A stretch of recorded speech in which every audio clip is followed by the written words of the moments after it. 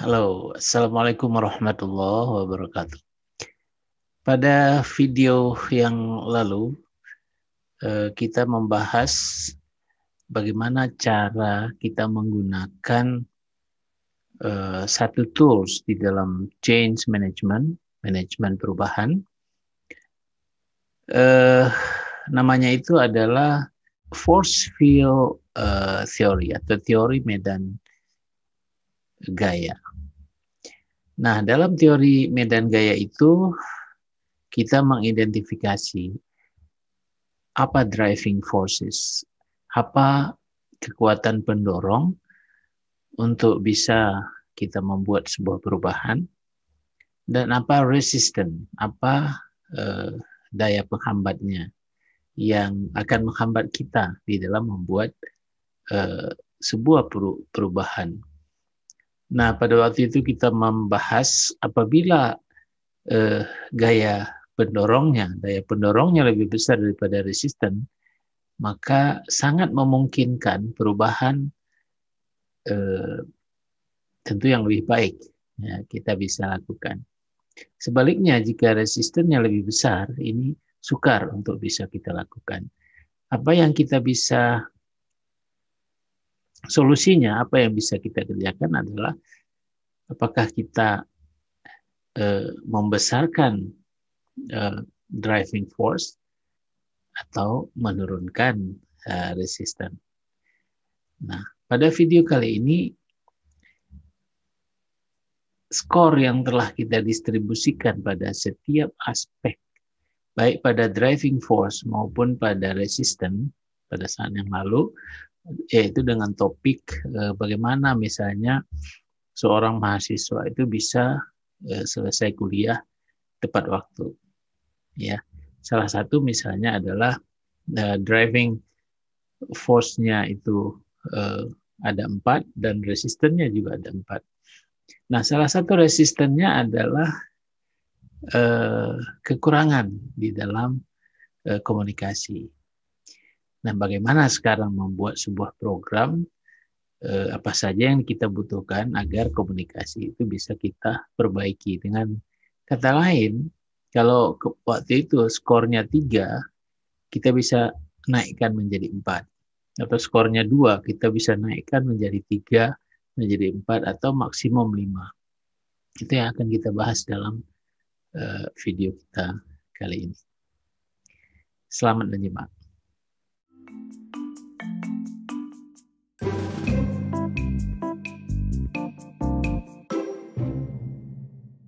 Ya, baiklah para mahasiswa, sahabat kampus, teman-teman semua. Kita ambil satu daya hambat atau penghambatnya adalah nomor 3, yaitu hambatan komunikasi. Jadi kenapa tidak bisa tamat tepat waktu? Salah satu misalnya karena adanya hambatan komunikasi dari seorang mahasiswa, dari seorang pembelajar. Nah, karena itu kita perlu, ya, seorang mahasiswa itu perlu pemahaman dulu apa itu komunikasi. Apa itu komunikasi? Jadi ini ada tiga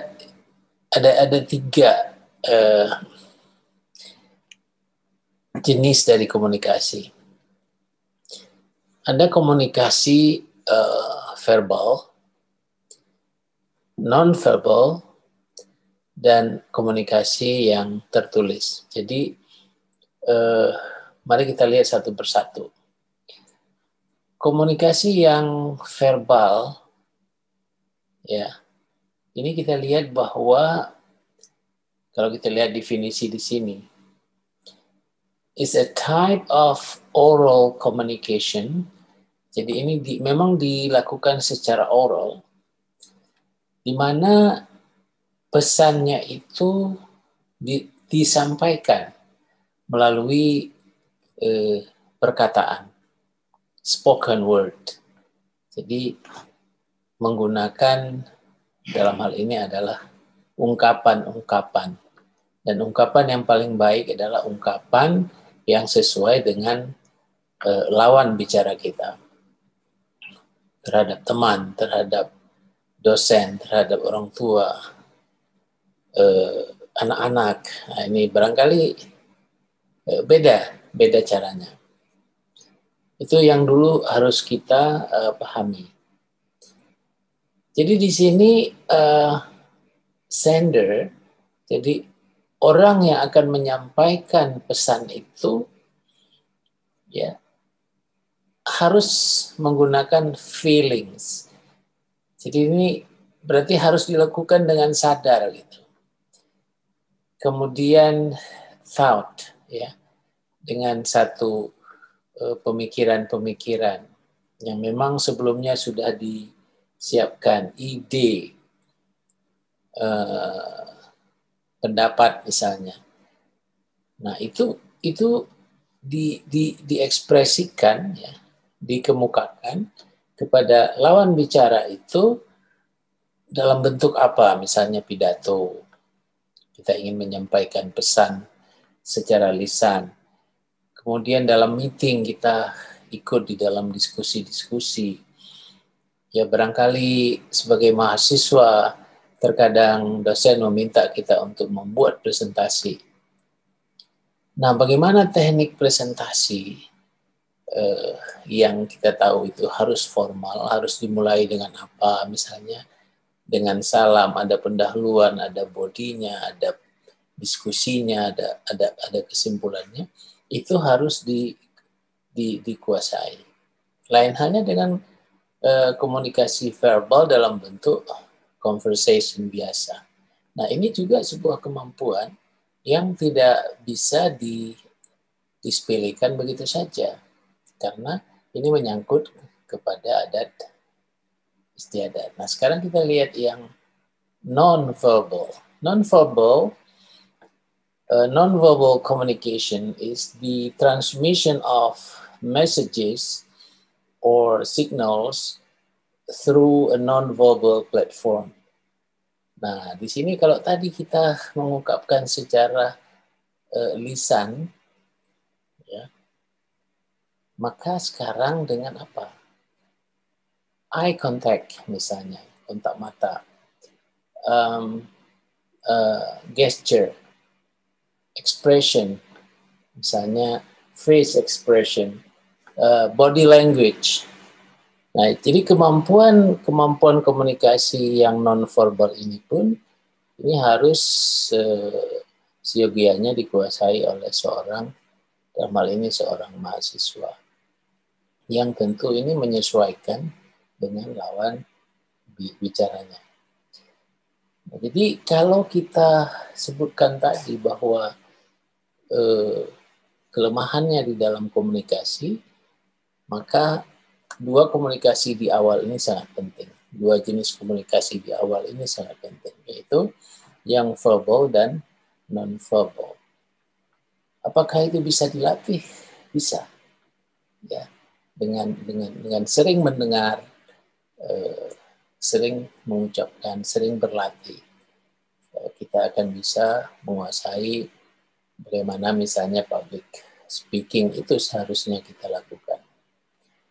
Dan yang berikutnya saya kira cukup 3, ya adalah written communication.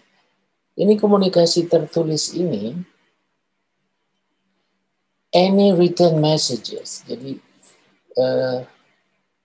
dalam bentuk tulisan, apakah itu ya sekarang kita pakai teks dengan menggunakan WhatsApp kah? Atau kita menulis teks itu di direct messages di Instagram atau di Facebook atau email misalnya, itu adalah dalam bentuk written communication. Dan semuanya ini menyesuaikan dengan lawan bicara yang akan kita sampaikan. Ya tentu sebuah text message dengan WA kepada dosen ini tentunya berbeda ya, cara kita menulis, menyampaikan dibandingkan dengan teman kita. Jadi contoh misalnya bahasa-bahasa gaul yang barangkali dosen-dosen kita ini maaf saja banyak yang tidak ikut bahasa gaul, ya, old fashion gitu. Ini kita tidak gunakan bahasa-bahasa gaul seperti sotoy misalnya, ya, dan lain-lain. Nah, jadi kemampuan ini memang kita harus kuasai. Menulis email, kadang-kadang dosen meminta mahasiswa untuk mengirim misalnya homework atau pekerjaan rumah via email. Lalu mahasiswa hanya mengirim lampirannya saja. Dalam komunikasi email ini tidak baik, tidak sopan. Jadi harus dimulai dengan kalau ya bahasa kita yang terhormat gitu ya, yang terhormat Bapak ini dengan ini saya sampaikan sama seperti surat biasa, cuman ini dalam bentuk elektronik atau terlampir saya sampaikan homework nomor sekian gitu. Atas perhatian Bapak diucapkan terima kasih. Nah seperti itu. Jadi saya ulang lagi, kalau kita katakan, kalau kita ingin meningkatkan skor komunikasi kita dari, katakan tadi 3 ya pada video yang lalu, menjadi 4, maka kita pahami dulu atau kita berlatih dengan baik, kita siapkan programnya untuk memperbaiki verbal, non-verbal, dan written communication kita sendiri.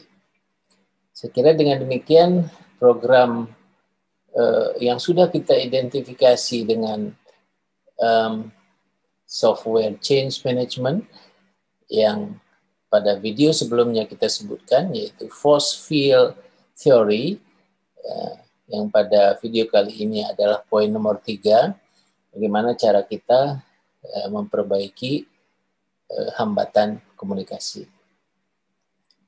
Nah, pada video yang lain nanti kita akan lihat lagi bagaimana cara memperbaiki yang nomor 4, ya kan? Apa itu nomor 4, apa itu nomor 1, nomor 2, tentu silakan nanti simak video sebelumnya yang ada linknya di deskripsi. Demikian saja, mudah-mudahan bermanfaat. Silakan komen, tulis komennya di kolom komentar, dan jangan lupa like, share, dan yang belum subscribe, jangan lupa subscribe. Karena change management solution, khususnya untuk masalah pendidikan, ini akan terus bergulir di channel kita ini. Demikian, Assalamualaikum